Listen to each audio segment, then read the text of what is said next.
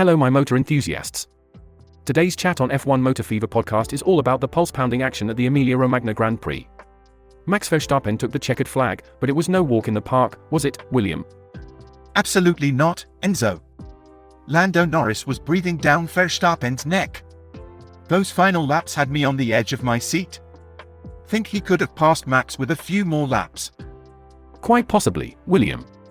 Verstappen was indeed pushed to his limits. But let's not forget Charles Leclerc, who completed the podium, giving the home crowd something to cheer about with a third-place finish. True, Ferrari must be pleased with that. But it was a rather quiet day for Mercedes, wasn't it? George Russell finished ahead of Lewis Hamilton, yet they couldn't make much impact. That's right, and let's give a nod to Lance Stroll, who managed to secure 8th for Aston Martin. However, Fernando Alonso might want to forget this weekend, finishing out of the points. And rounding out the top 10, Yuki Tsunoda. He's been quite impressive, hasn't he? Indeed, showing signs of great potential. This race really highlighted the growing competitiveness between McLaren and Ferrari alongside Verstappen's relentless drive. What a season we're having. Hello my motor enthusiasts. This is Enzo at the helm of today's F1 Motor Fever podcast episode. And you're joined by William today. Absolutely, William. And to all our listeners, make sure you subscribe and turn on notifications so you don't miss any of our high-speed discussions. At your service. Right then, let's put the pedal to the metal.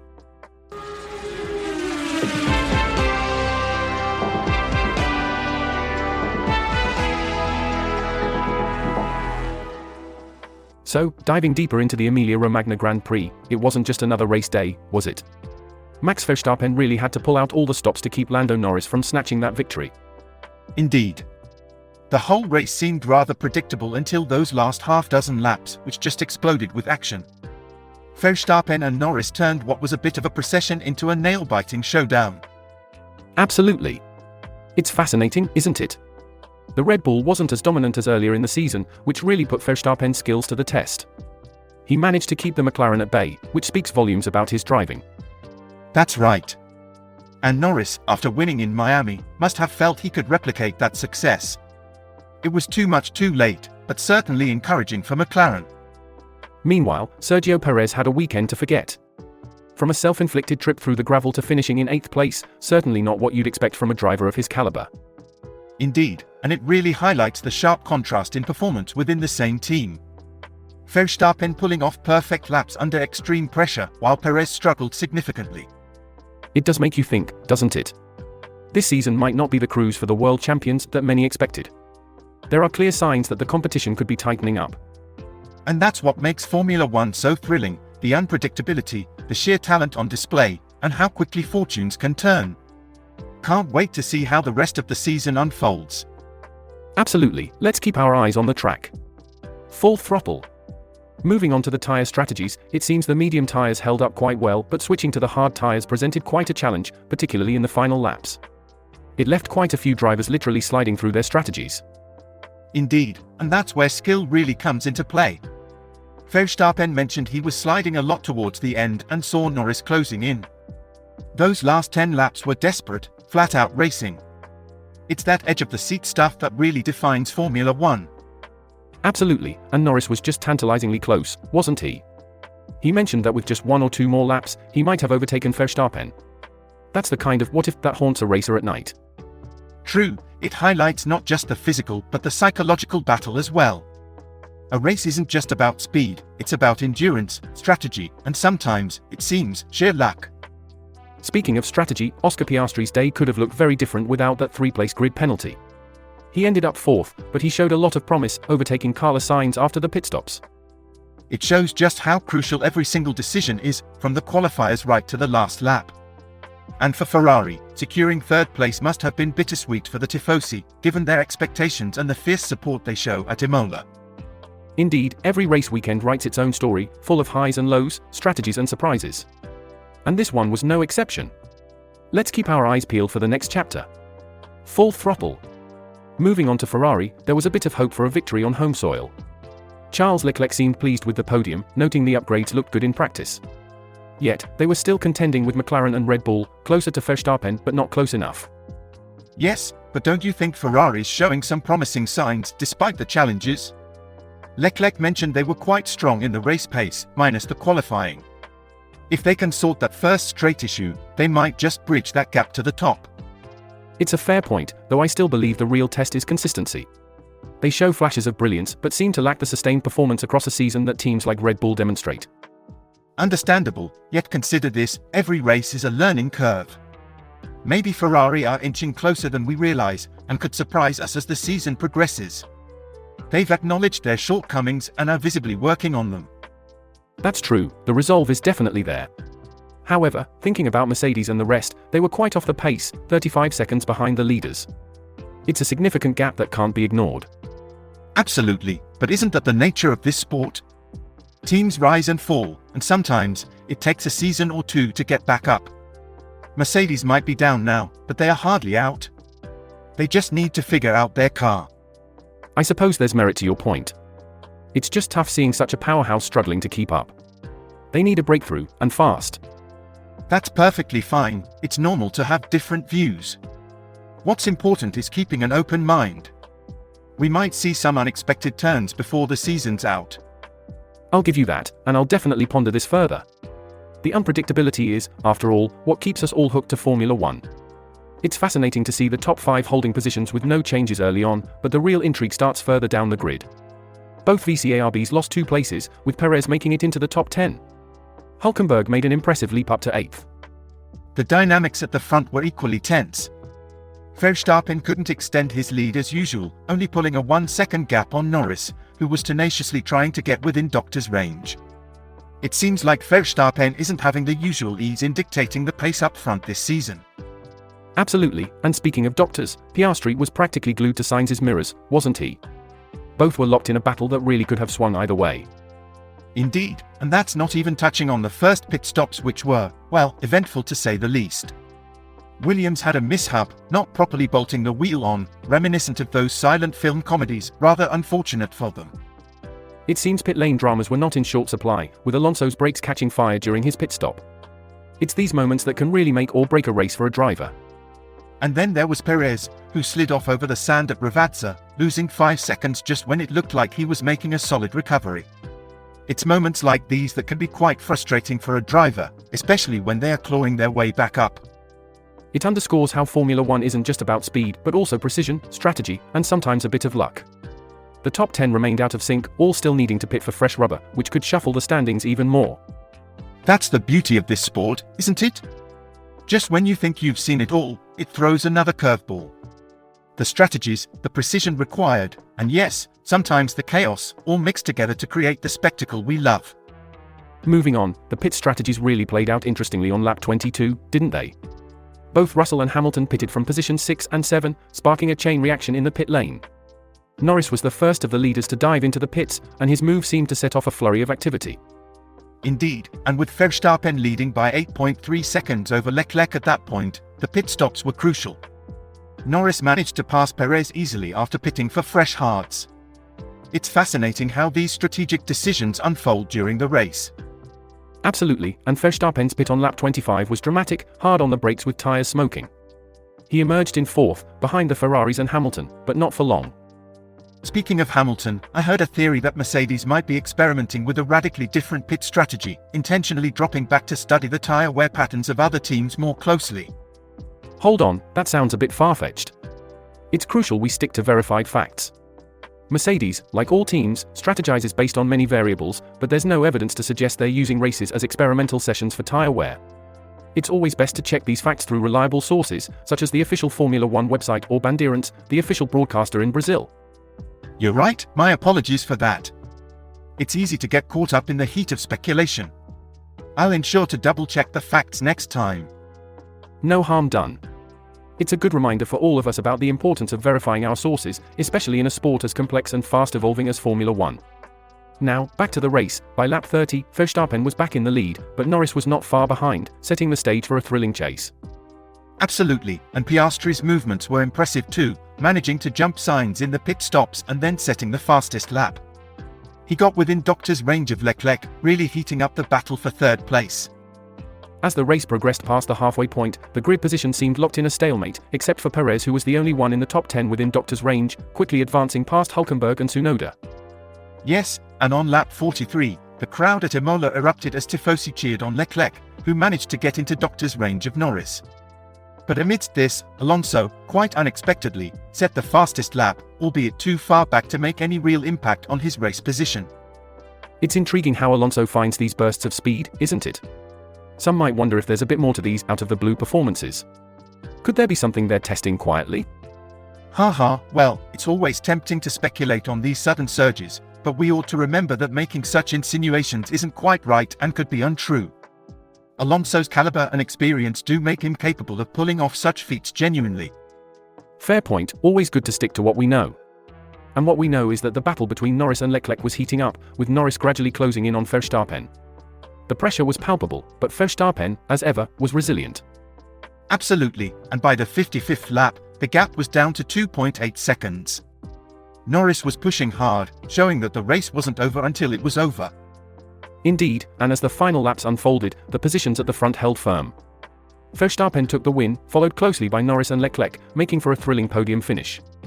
Looking ahead, the preview for the 2024 Emilia-Romagna Grand Prix suggests another exciting showdown. Verstappen will again be in pole, but with the McLaren duo and Ferrari in the mix, it could be anyone's game. Turning our focus to the upcoming race at Imola, it's shaping up to be an intriguing grid.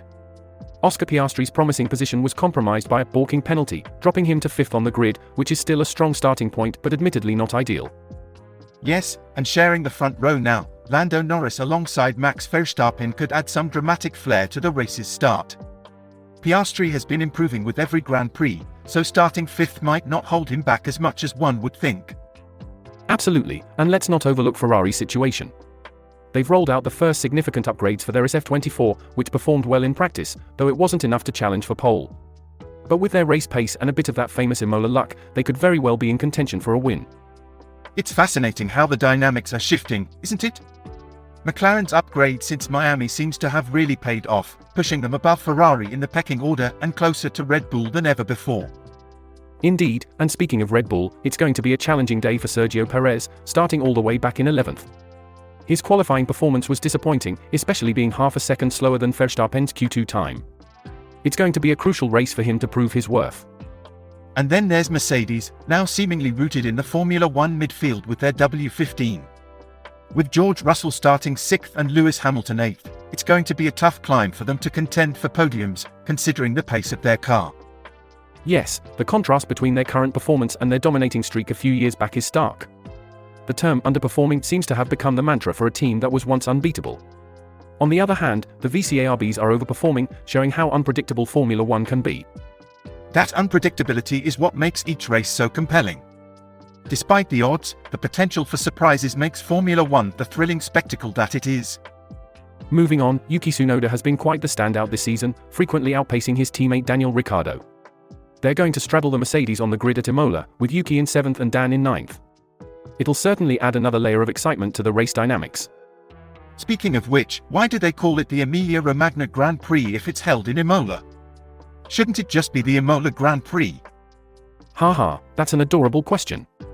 Imola is actually in the region of Emilia-Romagna, so the name reflects the broader area rather than just the city. It's like calling it the British Grand Prix rather than the Silverstone Grand Prix.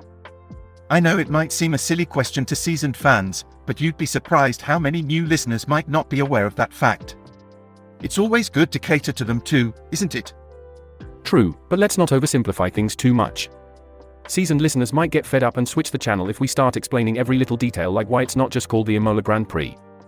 Perhaps, but even the obvious can be interesting, especially to those who are just starting to follow Formula One. We want to be inclusive, don't we? Besides, knowing the little details can make the whole experience more enriching. Fair enough, let's find that sweet spot between catering to newcomers and keeping the aficionados engaged. Back to the grid, it's going to be a tight race with the top players all vying closely. And remember, no race winner at Imola has ever started lower than 5th on the grid.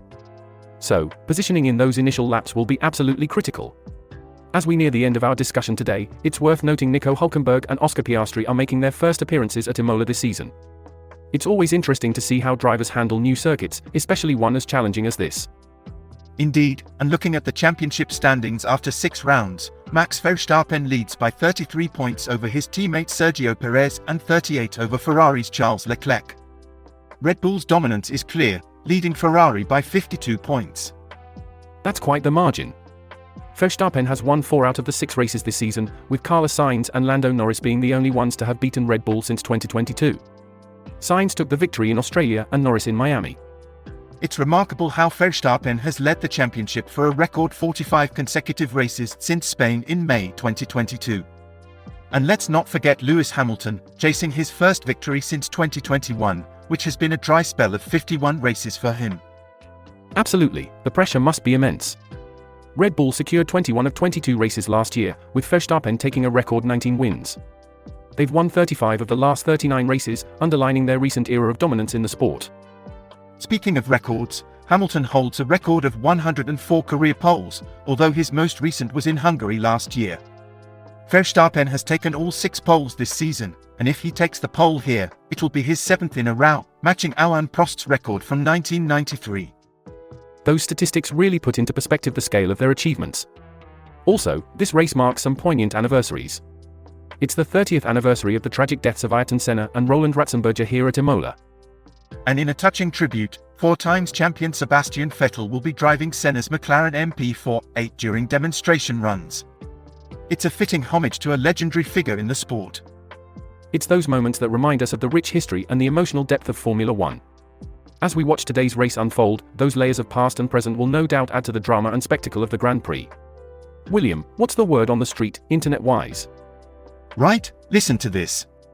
From the Formula One discussion forum, the main post was about the 2024 Emilia-Romagna Grand Prix.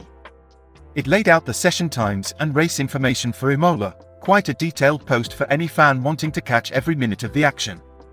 Sounds thorough. What's the crowd saying? Well, one commenter, academic issue, said, quote, "I've gotten pretty good at just zoning out until something interesting happens, which made this arguably the best race of the season for me," unquote. Ha, cheeky. But not everyone agreed, I gather. Not at all. The Hopper 1999 replied, quote, "I mean sure that's a fair point of view, but arguably before the last 10 laps it was by far the worst," unquote. And it spirals from there with immediate Mango saying, quote, "No Alonso in the front, no fun race. All politics puts him in terrible cars," unquote. Classic Formula One banter there. Any other noteworthy opinions? Absolutely.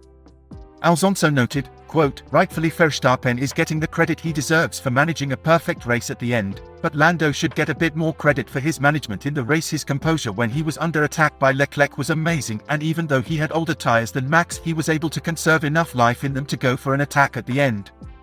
Lando this year has really started to etch himself into the future world drivers champion debate," unquote. Insightful. Seems like the fans really dissect every part of the race. They do, and it's not all praise. Mr. Derem quipped, quote, "Has it ended already? Okay, back to sleep then," unquote. And then there's a bit of a debate about the track itself. Last Performance for 35 said, quote, "Please can we stop racing at Imola now?